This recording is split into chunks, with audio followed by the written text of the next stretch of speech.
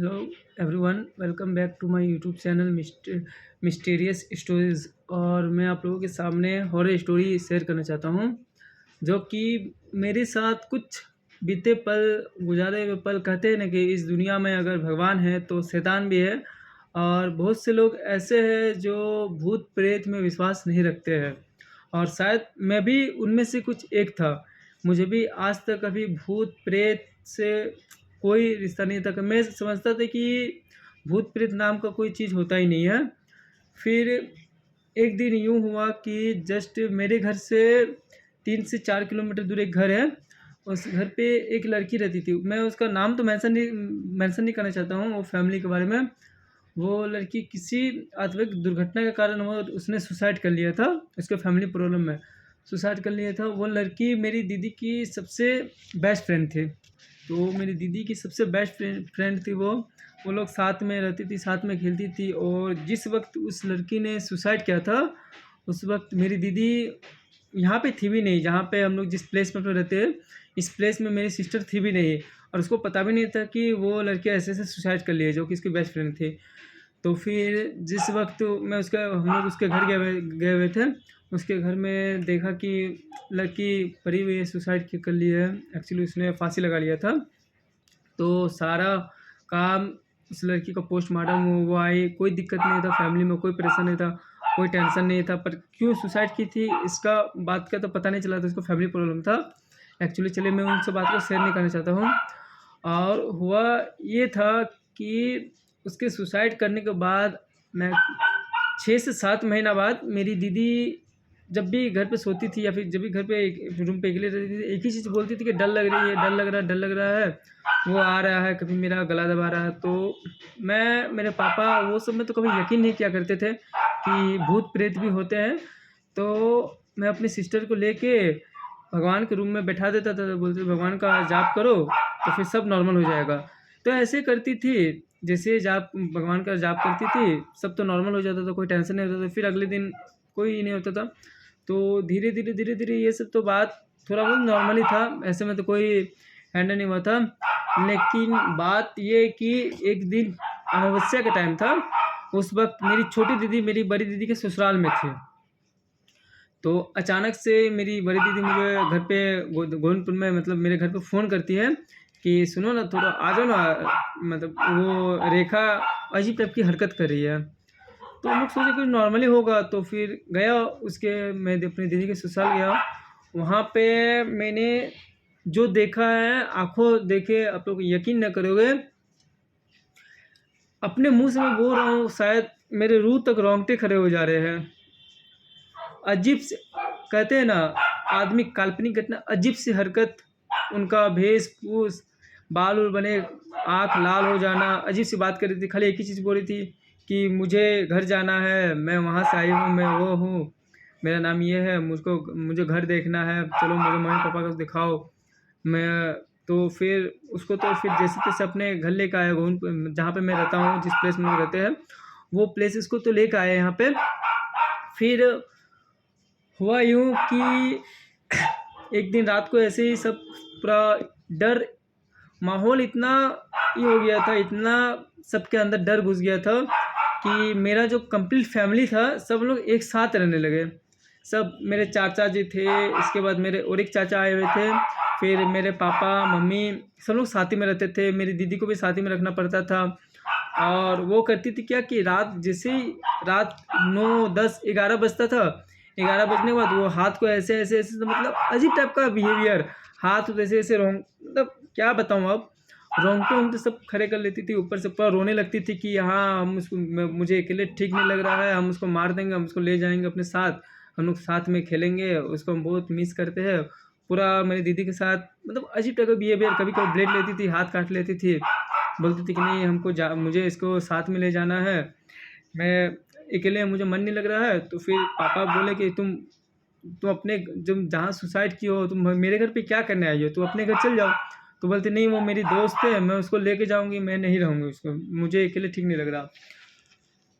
तो फिर सबने कहा कि ऐसे ऐसे उसको दिखाओ, तो किसी ने कहा कोई मुस्लिम बाबा को दिखाओ, कोई पीर बाबा के आश्रम लेके जाओ, तो कोई घर पे पूजा पाठ कराओ, शांति करवाओ। किसी ने कहा कि लड़की का माइंड डिस्टर्ब है, ऐसे ऐसे। तो फिर जब हॉस्पिटल भी लेके गया, डॉक्टर को भी दिखाया था, बट कुछ फ़ायदा नहीं हुआ। फिर एक मेरे घर का खुद पुरोहित जो जो घर की पूजा वूजा करते हैं, तो वो पुरोहित को बताया, तो वो बोले कि घर में पूजा पूजा करवाना पड़ेगा।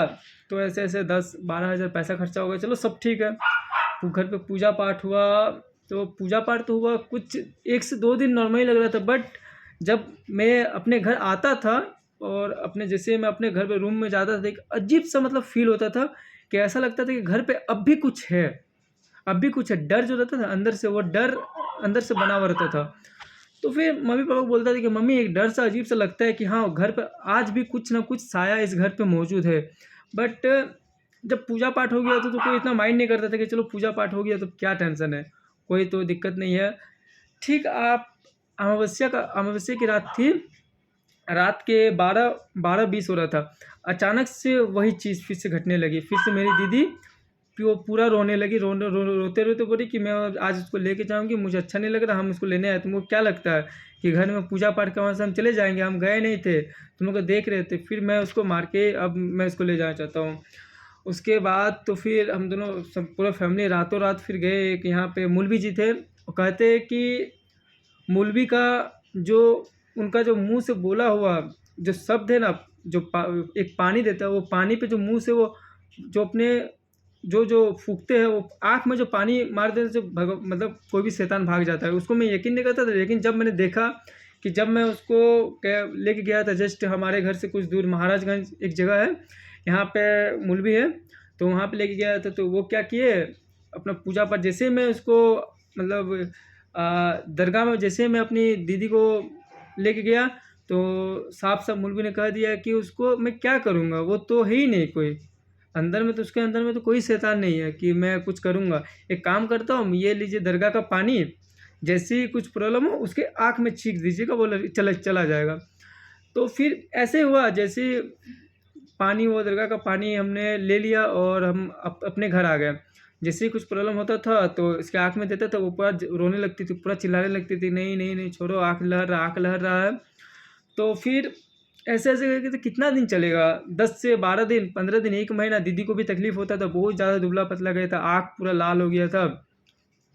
तो फिर धीरे धीरे लेकिन जा तो नहीं रहा था ना, सब तो ठीक था कि ऐसे ऐसे कुछ कुछ पल के लिए हम लोगों को राहत मिलता था, लेकिन वो जो डर था, वो खौफ था, वो तो था ही ना। तो किसी ने हमें सजेस्ट किया था कि ऐसे वेस्ट बंगाल में एक रहते हैं मौलवी, वो सब में बहुत एक्सपर्ट है, भूत ऊत भगाने में, तांत्रिक वांत्रिक वो सब एक्सपर्ट है, तो एक उनसे राय ले लीजिए। फिर हमने सोचा कि चलो उनके पास भी जाए, क्योंकि ऐसा माहौल ही बना हुआ था कि मानो 2-3 लाख तो ऐसे ही खर्चे हो गए थे, क्योंकि इसको दिखाओ उसको दिखाओ। 3-4 महीने से सब लोग साथ में, एक साथ पूरा फैमिली साथ में रहते थे, एक खौफ, पूरा फैमिली, इतना डर बैठ गया था, तो कोई नहीं था। अब क्या हुआ कि जब हम लोग जाएंगे मतलब वेस्ट बंगाल अपनी दीदी को लेकर, तो किसी दिन पानी, तो किसी दिन बरसात, किसी दिन बहुत ज़्यादा आंधी, मतलब हर जगह कहते नहीं कि जब भी कोई कार्य कर जो रोक, तो एक रोक रहा था किसी चीज़ को, वास्तविक शक्ति हम लोग को रोक रही थी कि ना जाओ। तो फिर ऐसा ऐसा, तो उस रात को हम लोग नहीं गए थे। बात एक रात की है, जब हम लोग सब साथ में, चाचा चाची सब लोग सब साथ में सोए हुए थे, तो बीते तीन तीन सुबह के 3:40 हो रहे थे, 3:40 या 4:10, मुझे तो इतना याद नहीं है क्योंकि बहुत दिन 2021 की बात है, तो मैं इतना याद नहीं करना चाहता हूँ। तो मेरी दीदी अचानक से सुबह सुबह एकदम पूरा रोने लगी, एक ही चीज़ बोली कि बंद करो ये गाना बंद करो, मेरा शरीर पूरा लहर रहा, मैं जा रही हूँ, बंद करो ये गाना बंद करो। तो हम लोग को पूछो हुआ क्या, ये तो बताओ, हाँ क्या चाहती हो तुम, क्या बंद करो, क्या बंद, कुछ बताएगी तो, कुछ तो हिंट सुन ही नहीं रहा था।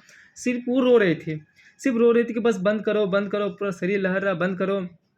तो हम लोगों ने आसपास, घर के बाहर आसपास जाके देखा, कहीं कुछ नहीं है, कुछ भी, कहीं कुछ आवाज़ नहीं, शोर नहीं। तो फिर मेरी दीदी क्यों चिल्ला रही है बंद करो बंद करो, कोई टेंशन नहीं है। अब क्या हुआ कि मेरे जस्ट घर से थोड़ा सा दूर 200 मीटर दूर में एक फैक्ट्री है, आइसक्रीम फैक्ट्री। उस फैक्ट्री में मेरे चाचा जी ने कहा कि देखो वहाँ पे एक गाना बज रहा है, शायद उस गाना से पुरोहित तो नहीं हो रही है ना आकर्षित, वो गाना तो उसके कानों पे नहीं जा रहा ना। तो आप यकीन नहीं मानोगे, मैं और मेरे पापा फैक्ट्री में जाके देखा तो फैक्ट्री पे एक लड़का कीपैड मोबाइल पे जियो का सेट था, उस मोबाइल पे गाना बज रहा था। कौन सा गाना? तो हनुमान चालीसा। हनुमान चालीसा बज रहा था। तो ये हनुमान चालीसा हम लोगों के कानों में नहीं घुस रहा था, लेकिन मेरे दीदी के शरीर में वो रूह सुन पा रही थी, और वो हनुमान चालीसा का एक एक वर्ड उसके जितना कानों पे पड़ा था ना, मेरी दीदी उतना चिल्ला रही थी। तो सोचा कि चलो एक बार देख लेता हूँ। तो मैं जैसे हम लोग घर आके मैं जैसे ही अपनी दीदी के पास वो हनुमान चालीसा बजाया, बाप रे, आप यकीन नहीं करोगे, मेरी दीदी इतना रोने लगी, इतना चिल्लाने लगी, बंद करो, मैं जा रही हूँ, बंद करो, पूरा मतलब अजीब सा।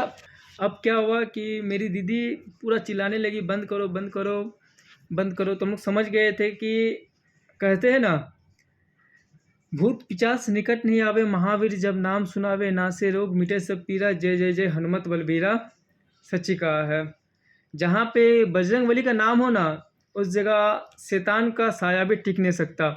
हमने दुर्गा माँ का नाम लिया, काली माँ का नाम लिया, दरगाह गया, पीर बाबा के आश्रम गया, लेकिन कहीं पे कुछ भी नहीं। लेकिन हाँ, एक नाम, सिर्फ एक नाम, वो था बजरंगबली। उनके नाम से जो उसके अंदर का रूह, एक आत्मशक्ति, उस जन्म में एक कहते हैं ना कि विश्वास जगना, उस जन्म में विश्वास जग गया कि हाँ, अब हम लोग वो क्लू जान चुके, अब लोग जीत सकते हैं। तो फिर मेरी दीदी जैसी सोती थी, कुछ भी करती थी, तो जैसी सोती थी तो क्या करता था, तकिया के नीचे बजरंगबली का फोटो रख देता था। तो मेरी दीदी सोती नहीं थी, बोलती थी कि ये देखो, ये भगवान है यहाँ पे, इसको हटाओ तब मैं सोऊंगी, इसको हटाओ तब मैं सोऊंगी। फिर कोई बात नहीं था, ऐसी सोती नहीं थी, खाली रोते रहती थी। और था 10-15 दिन ऐसे, जब भी घर पे शोर में, घर पे हर रूम पे, हर खिड़की पे, हर दरवाजे पे क्या करता था, बजरंगबली का फोटो टांग दिया था हर दरवाजे पे। मेरे घर पे 9 दरवाजे हैं, 9 दरवाजे पे मैंने फ़ोटो टांग दिया था, हर रूम पे बजरंगबली का फ़ोटो। फिर भी क्या होता था कि वो आ जाती थी, जो रूह थी वो रूह मेरे घर पे आ जाती थी, मेरे दीदी के शरीर पे आ जाती थी। तो पापा ने पूछा कि क्यों तुम ऐसे तंग कर रही हो, क्या क्या चाहती हो तुम? तो एक दिन बोली कि मुझे मेरे फैमिली से मिलना है, मुझे मेरे माता पिता को देखना है, मुझे मेरे वो घर पे जाना है जिस घर पे मैंने सुसाइड किया था, मुझे चलो वो घर लेके चलो। तो गया रात को, उसके पापा को मैंने बताया, हम लोगों ने बताया कि ऐसे ऐसे आपकी बेटी आती है, चलो देख लीजिएगा। तो उसके पापा ने माना नहीं कि मेरी बेटी तो आज मरा हुआ 1 साल हो गया, कैसे मेरी बेटी आ सकती है, ऐसे तो विश्वास नहीं हो रहा था। तो एक दिन क्या हुआ कि अचानक बोले कि रात के 12-20 हो रहा था, वही उसका रूह आ चुका था।